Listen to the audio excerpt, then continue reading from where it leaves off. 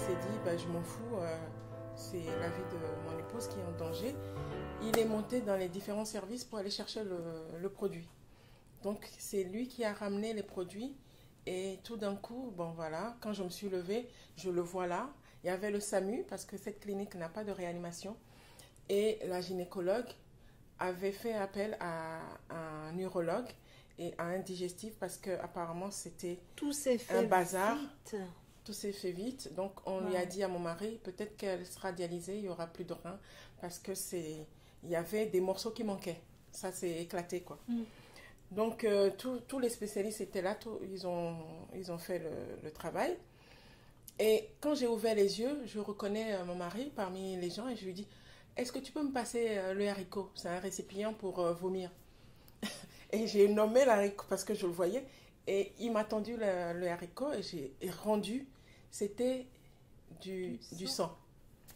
Donc, en fait, et le produit, j'étais gavée, quoi. Ouais. Et donc, il venait de donner les produits pour, voilà, justement. Et le SAMU était en train d'engueuler l'équipe de chirurgiens. Comment ça se fait? C'est une erreur médicale de passer 22 poches sans mettre le lazilis et tout ça. Et j'étais spectatrice des engueulades. Et le SAMU est venu, en fait, c'est pour me transférer en réanimation à Thonon. Parce que la gynécologue est venue aussi faire une vacation finalement. Dieu a mis des anges sur mon chemin dans cette clinique parce que cette gynécologue, elle travaille à l'hôpital Thonon. Et elle est venue donc faire une vacation dans cette clinique. Ce jour-là. Donc, ce jour-là. Mais apparemment, ma situation n'était pas du tout stable. Je pouvais faire un arrêt, je pouvais partir d'une minute à l'autre. Donc, elle a appelé l'hôpital Jean Verdier pour que le SAMU me transfère. Et ils ont refusé. Non, on ne connaît pas ça. Apparemment, personne, en tout cas en France, n'a étudié ce phénomène-là. C'est une complication qui est citée, mais on n'a pas étudié dessus. Apparemment, je n'étais pas viable. Je pouvais mourir encore d'une minute à l'autre. Et Jean Verdier a dit non, on ne peut pas. On ne peut pas. Alors que la clinique où j'ai accouché de Jean Verdier, c'est 10 minutes en voiture. Ils ont refusé. Donc, la gynéco qui m'explique tout ça après. Qui me dit, j'ai dû appeler Thonon parce que je suis connue là-bas. J'ai appelé le réanimateur pour lui dire de vous prendre. Parce qu'à Vicenne, tous les hôpitaux qui sont à côté ne voulaient pas. Donc, comme elle a sa carte d'entrée à l'hôpital Thonon, les pompiers, le SAMU disait que je ne pouvais pas tenir le transfert pour faire traverser le périphérique et arriver à Thonon, que je ne pouvais pas. Donc, c'était la bagarre, quoi. Et je participais à ça, mais je ne comprenais pas ce qui se passe. Et en fait, le SAMU a accepté finalement, parce que c'est balisé de l'autre côté par le réanimateur. Et j'ai compris après. Et ils tenaient la conversation dans la voiture. Vous travaillez où? C'est quoi votre... Et pour voir si... Voilà, il faut que je tienne, il ne faut pas que je dorme, quoi. Oui. Et j'arrive à l'hôpital Thonon. Et donc, mon mari a suivi. Le bébé est resté tout seul de l'autre côté.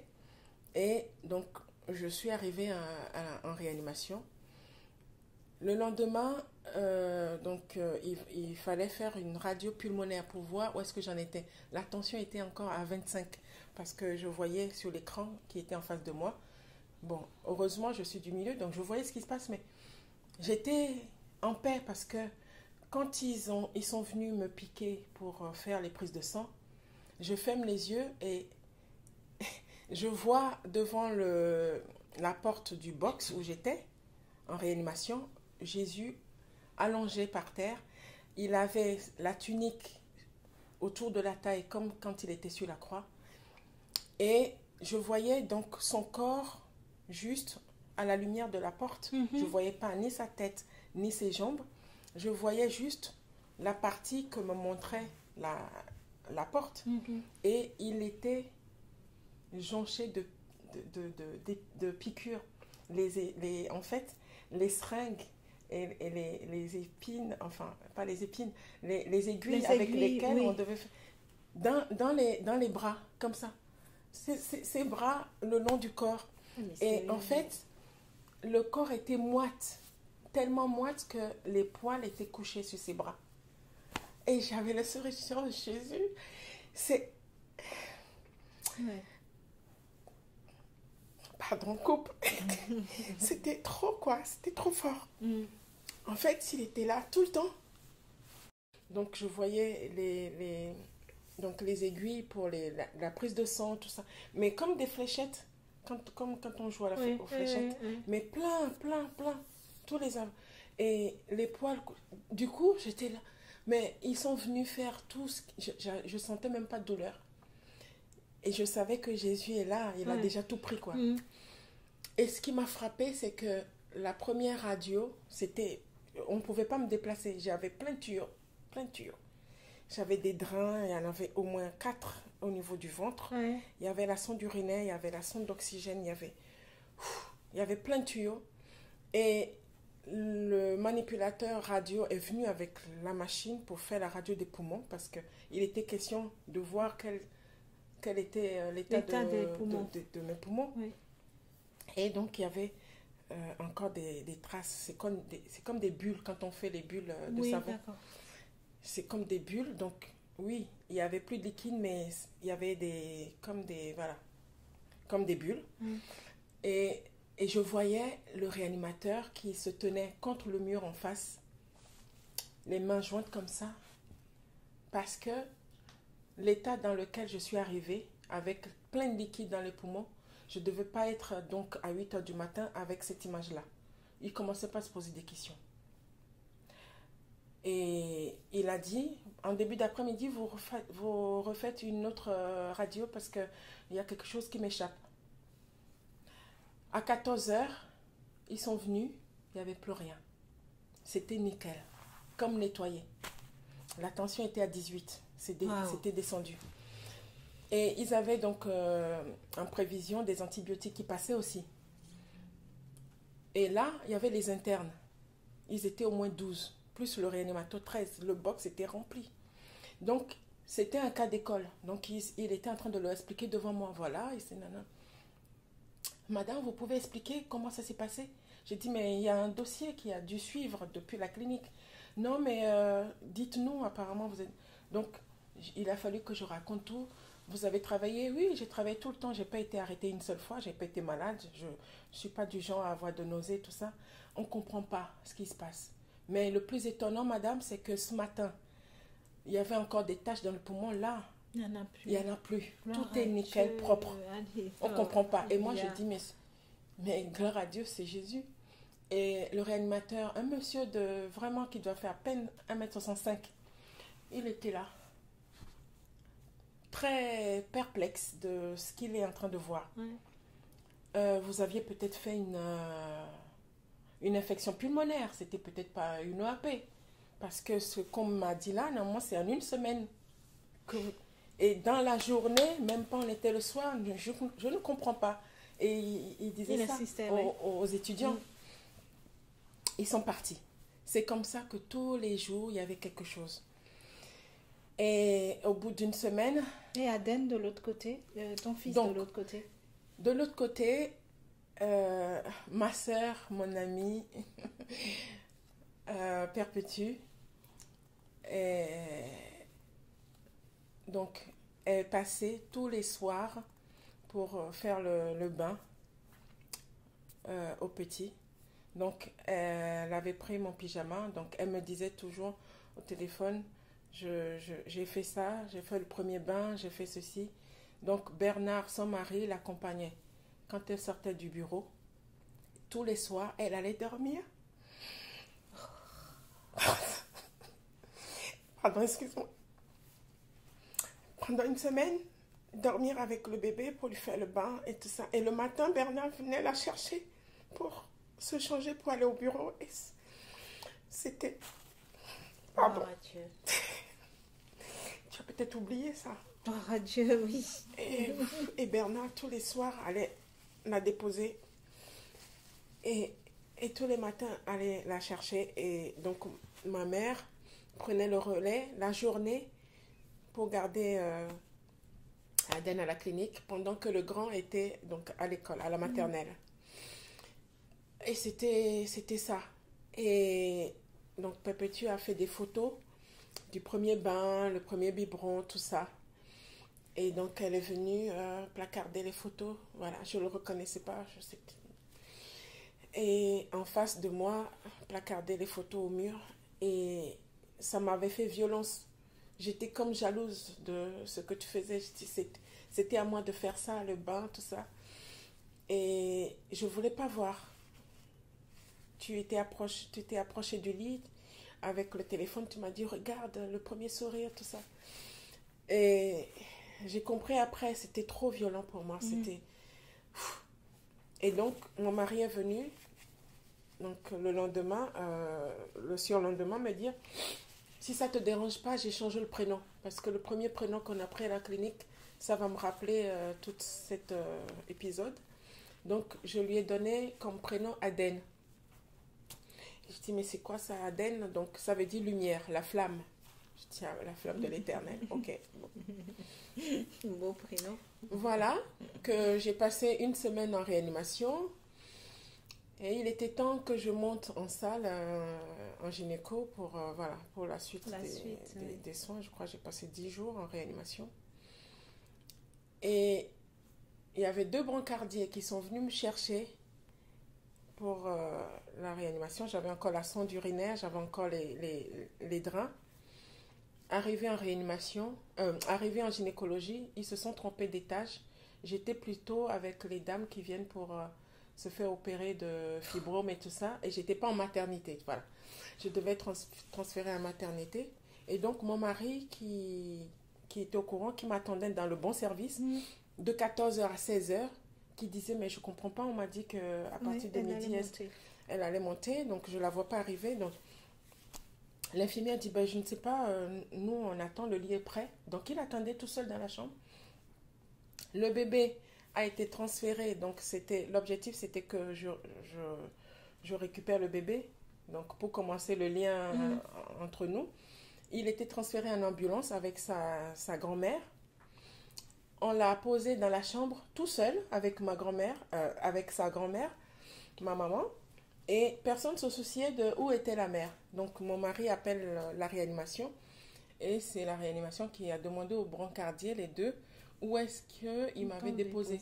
Donc c'était en gynécologie. Il y avait une dame qui est venue du Burkina Faso pour se faire opérer de fibrome. Et elle me demandait ce que je faisais là. Je ne pouvais pas me lever, j'avais même pas mon téléphone. Donc il cherchait dans les services et il m'a trouvé. Et il m'a porté comme ça. J'avais les tuyaux encore, les drains. Et il a trouvé un fauteuil roulant et il a été donc dans le service en maternité en leur disant, ben, vous n'étiez pas capable de la trouver, je l'ai trouvée quoi. 2 heures, toute seule. J'avais même pas la sonnette. Oui. Il y avait la sonnette mais accrochée. J'avais mal partout, je ne peux pas étendre mon bras pour attraper la sonnette. Donc, enfin bref. Donc mon dossier a disparu. Donc il a fallu que je recommence mon histoire jusqu'à réanimation. Et l'infirmière qui est venue en maternité. Et qui notait tout. Qui notait tout ce que je disais. Oh, Seigneur. Donc, je ne sais pas ce qui s'est passé. Il n'y avait pas de dossier. Donc, à 21h, l'équipe a changé. On devait me faire un anticoagulant. Parce que pour les mamans qui ont accouché à l'été, un anticoagulant pour éviter de faire des embolies pulmonaires ou des phlébites. Donc, elle a fini son tour.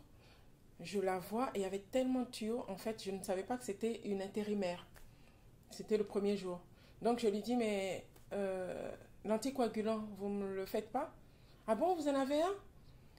J'ai dit, mais vous n'avez pas lu le dossier? Non, il n'y a pas de dossier. Enfin, elle est venue, elle a pris tout. Il n'y avait pas de dossier, les médicaments que je prenais. C'est donc moi qui lui disais ce que je prenais en réanimation. Oh, et elle a fait l'anticoagulant, elle a appelé la réanimation pour avoir la liste des médicaments. Ils n'ont pas su où était passé le dossier. Donc, j'ai failli encore... Si je n'étais pas du milieu, c'est l'embolie pulmonaire, là, parce qu'avec tout le sang qui aurait stagné, le fait que je ne marche pas. Enfin, bref.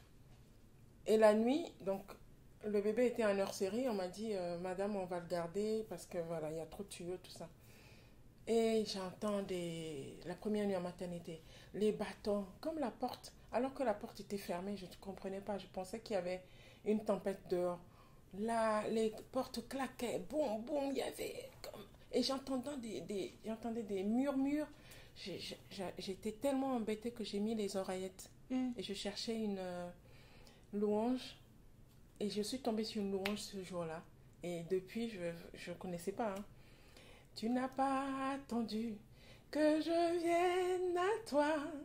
C'est toi qui m'as appelé le premier. Reçois ma reconnaissance, Jésus. Ma reconnaissance pour la croix. Et ça m'apaisait. Je suis tombée dessus, je me dis. Et depuis ce jour-là, cette louange, je l'ai partagée.